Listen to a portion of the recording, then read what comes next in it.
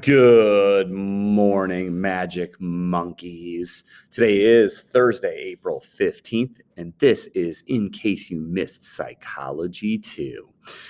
Well, if you're watching this, that means you couldn't make it to class today, and that is okay. I hope you are well, hope those around you are well, and I hope that you are having a good week. It's almost over. Slip away from us pretty fast. So, as you can tell by the little video clip I picked, we're getting close to the finish line on this chapter, and hopefully you don't have the same end of your race that nice young lady has with hers. Couple reminders and things to get in order first before we go through the last information in the unit. And that is going to be to not forget that if you owe me late work, if you owe me that 5 foolproof ways to stay motivated, that is now late and are zeros in the grade book. You don't want those to stay there for very long. So make sure that you get those in. I am not going to take that work after next Monday. Okay, so 16th, 17th, 18th, and 19th at midnight is the very, very last time I will take that. Otherwise, they will stay zeros forever, and that will count against you in the grade book for a while.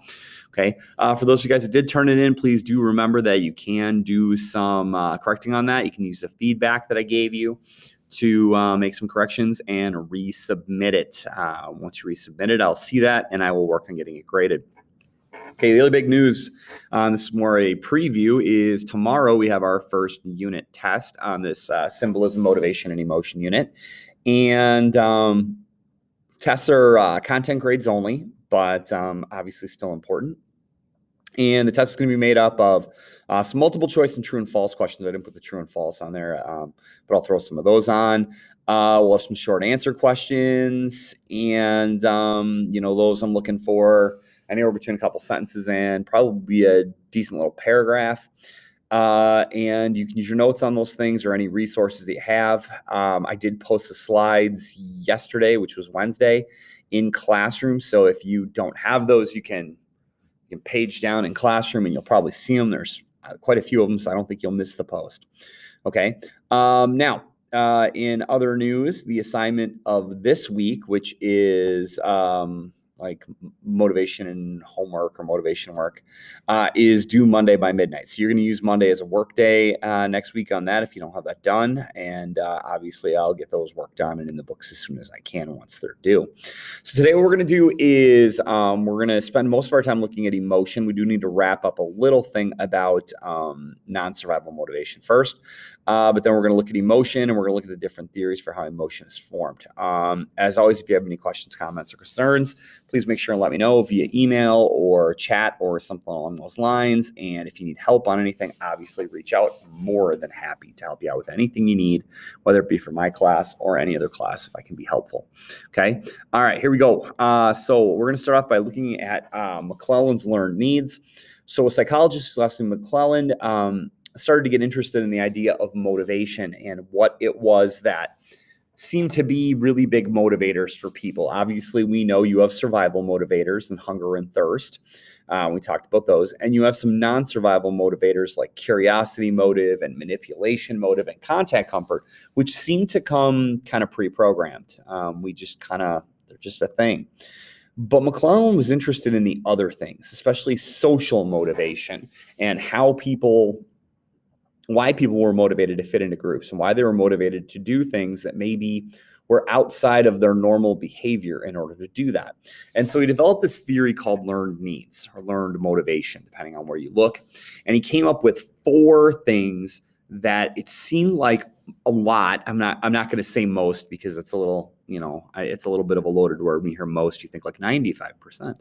That a lot of people seem to learn over time, or they pick this up from the people around them. Now, it can either be, in each one of these 4, you could either have a strong need to have it or a strong need to stay away from it. So kind of take in mind when we're talking like a double-edged sword here, okay? And so the 4 needs are the need for affiliation, the need for achievement, the need for power, and the need for approval. Well, I'll talk you through each one briefly and give you an example, okay? So need for affiliation, if you don't know what the word affiliation means, it means to like fit into a group. And so McClelland thought that, and in this case, I am going to use the word most people wanted to fit in somewhere. They wanted to have a peer group, whether it be family, friends, work, sports teams. They wanted to be accepted by those around them. They wanted people to look at them and go, darn it, I like that person. Okay, they are something cool, and I want to hang out with them. And he said that in most cases, once again, that we might step outside of our normal boundaries of, we'll go with morals and ethics to do things that to fit in. This is where you get ideas like people giving into peer pressure, or people maybe going, I don't know, but yeah, I'll do it. And so the need for affiliation, or that need to fit into groups, is a really big motivator. Obviously, it's a bigger, we talked about different age groups of people and what motivates them. It's a bigger motivator for teens than it is for any other of the four groups that we talked about. And so when you look at that, look at the things that you have done over time in order to make sure that you fit into a group. There's some pretty odd, teenage traditions that I don't know are such a big deal anymore, but things like toilet papering a house, or, forking people's lawns, or things like that you're kind of like, in the greater scheme of things, this is kind of dumb, but since everybody else is doing it, I guess I will too. Okay, the second one is, when it comes to need for affiliation, there are some people who very strongly are motivated by not being part of the group. They very much are motivated to stay their own individual, stay isolated. Now, that can be for a number of different reasons. You could have people with mental health concerns who decide they want to withdraw because they don't feel comfortable around other people. You could have people who don't trust, groups of people. They've maybe been burned before by groups of people, and therefore they are way more guarded when it comes to affiliation. And then there are people that they don't want to affiliate because they don't want to give up the sense of self. And so they don't make close group relationships and things. Okay. Need for achievement. Okay. McClellan really felt that we all wanted to do well at something. But that didn't necessarily come in right away. When we saw the intrinsic motivation from inside and the extrinsic motivation that comes from the outside, things that happen when people did well, we went, hey, I want that praise. I want that clap. I want that $5 bill. And so we were willing to do things to get praise, to get accolades, to get the trophy. And McClellan really believed that this was learned from the people around you. And what I mean is, if you had figures around you that believed that getting good grades in school was important, that you too would want to do those things. If you had people around you that thought that winning was the most important thing, you would become very, very competitive. Whereas maybe if you had someone around who's like, I'm really glad you're part of the team and you look good in the jersey and it's important to be a supportive teammate, win, lose, or draw, whatever, then you just want to be there. You just want to play. If the score comes out 4-3 and you lose, that's okay. If the score comes out 4-3 and you win, that's okay. All right. Some of you guys are more driven in different areas of things. There are people that are completely driven. McClellan really didn't think that there were many people out there that didn't want to be good at something.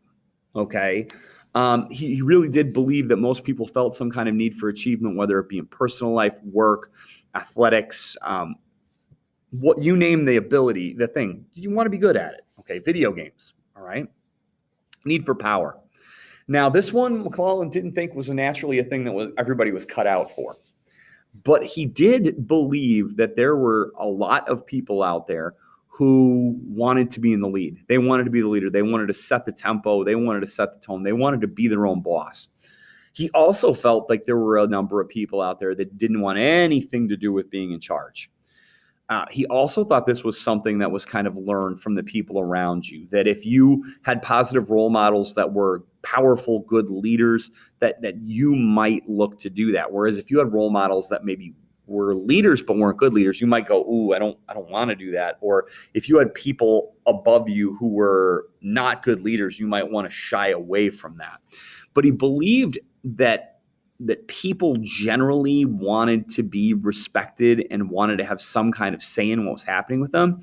And obviously then the higher you get up the food chain in the power world, the more say you have. Last but not least, the need for approval. We want people to like us. Now, if you're thinking, boy, this sounds a lot like the other three, you're kind of right. Okay. Because in order to affiliate, people have to like you. In order to achieve, people are showing you that they like something you've done. And if you have power, well, it doesn't necessarily mean people like you, but you got there somehow, okay? But the need for approval is we want people to give us a hug. We want people to offer a high five, a fist bump, swat on the butt if that's your thing, okay? But we want someone to look at us and say, good job. You know, that was really great. That was an awesome answer. Boy, I've never heard, that's a great question. Or, you know what? I've been teaching a long time and no one's ever said that before. That's a cool piece of insight. And these things, McClellan, all four of them, McClellan really believed that at some level you wanted it or you wanted to avoid it.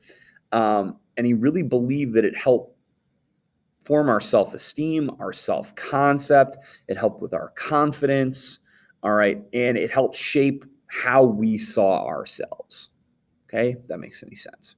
All right, emotion. Now, this one's tough, okay? And here's why. It's really hard to put a lot of solid science behind emotion because emotion, by definition, is a state of the body that causes feelings like happiness, sadness, and anger.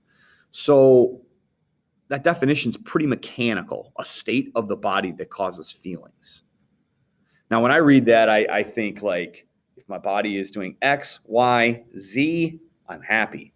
But if my body is doing M, N, O, I'm sad. If my body's doing A, B, C, I'm scared.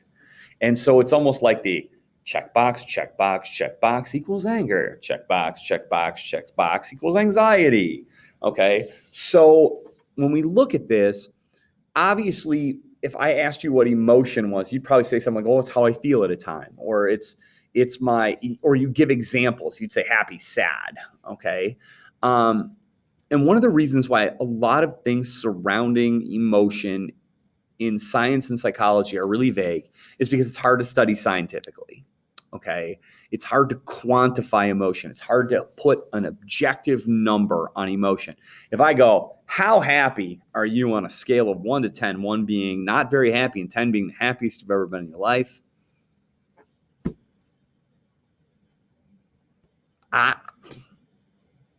Solid 4. Well, but we just gave you a great birthday cake and a bunch of presents. Well, yeah, but I mean, I can't be a 10 because I'm a 10. You know what I mean? It's just kind of, there's no way of really knowing. You can say, oh my God, I've never been this happy in my life. Okay, maybe that's true, but maybe next week you'll be happier than that. And the other thing about emotion that's so difficult is it can easily be faked. You know, smiles mean happy. But have you ever smiled when you were just sitting there going, I can't wait to get away from you? Or have you ever smiled when you got a bad Christmas present and, oh, thanks, that's really great. Oh, man, that's exactly what I wanted. Not so much. Okay. Have you ever cried when you didn't mean to cry, when you weren't really sad? Have you ever acted angry when you weren't? Have you ever fake laughed at something? Okay. And if that's the case, you faked emotion. And if you're good at it, and a lot of people are, you were able to convince the people around you that you felt that way, that you felt happiness, that you felt really sad, that you were upset. And that makes it really hard. Now, people have done studies. They've, hooked people up to monitors and gone, here's the general heart rate range we see in someone that's really, really scared. Here's this range in sadness, but it doesn't always match up for every person because everybody is physiologically different. But there are numerous theories for how emotion is formed, like how we go from here I am to scared, or here I am to happy, or here I am to sadness. Okay, I'm going to cover those on the next slide. Okay, now in each one of these 4 theories, we've got the common sense theory, we've got the James Lange theory, we've got the Cannon-Bard theory, and then Schachter's, often called Schachter's cognitive theory.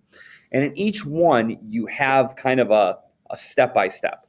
Now, when we look at this example, sorry, it's Tails Off. I copied it out of a book. I thought it was a really good example. The graphic isn't the best in translation, but I thought it was a really good one. In each one of these cases, we have a person who is experiencing, at the end, if you said, how did that make you feel? They are experiencing fear. And the reason that they're experiencing fear is there is a scary dog. Okay? All right, so scary dog causes fear.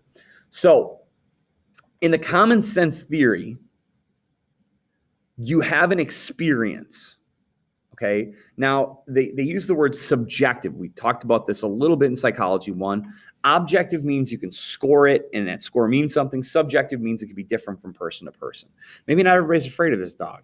Okay, that makes it subjective. But you have a subjective experience that scares you. Okay, so you see something, you have fear, and your body responds accordingly based on fear. You run, you cringe, you cry, you yell for help. Okay. And the report that this person gives, the end thing says, my heart is pounding because I'm afraid. Your body looks at the situation, their emotions formed, and then you move. Okay. Now, in the James Longa theory, you were exposed to the stimulus, obviously scary dog.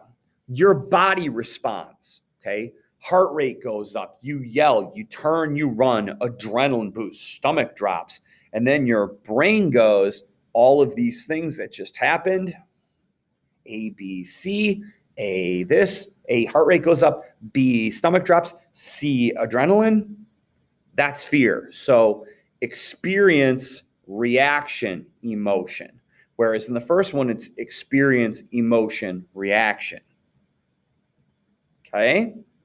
So this person says, I feel afraid because my heart is pounding. Okay? The third one, the Cannon-Bard theory, you're exposed to a stimulus, again, the scary dog, and the body reacts and the emotion is produced at the same time. So the heart is pounding and you feel fear together.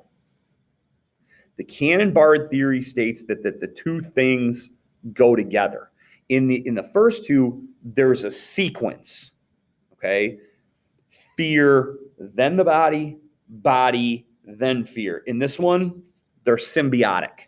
They go together, okay? The last one, Schachter's cognitive theory. Now remember, we've got a little key here. If you remember, psychology is a scientific study of cognition and behavior, and I told you cognition is thinking. So in this one, in Schachter's cognitive, we have to add another step. You're exposed to a stimulus, in this case, the scary dog. Your body responds. You cringe, you yell, the heart rate goes up, all those things. Your brain goes, okay, we got this happening over here, the stimulus. I got all these things happening inside me. What's going on? Oh, I'm afraid. And so it adds this next step where the brain has to kick in to identify the emotion. In the common sense, the James Longa and the Cannon-Bard, emotions are almost reflexive, okay? They just happen. In Schachter's cognitive, there's, wait a minute, I'm thinking, I'm afraid, okay? There's a next level where it's less reflexive and more brain kicking in to tell you what's going on. Okay, that's it for today. We have a test tomorrow. Make sure you're ready to get going tomorrow right away. Tomorrow's class, we're going to take attendance. We're going to do trivia. I'm going to share the link for the test. All right, if you have any questions, please reach out. Have a great day. Bye-bye.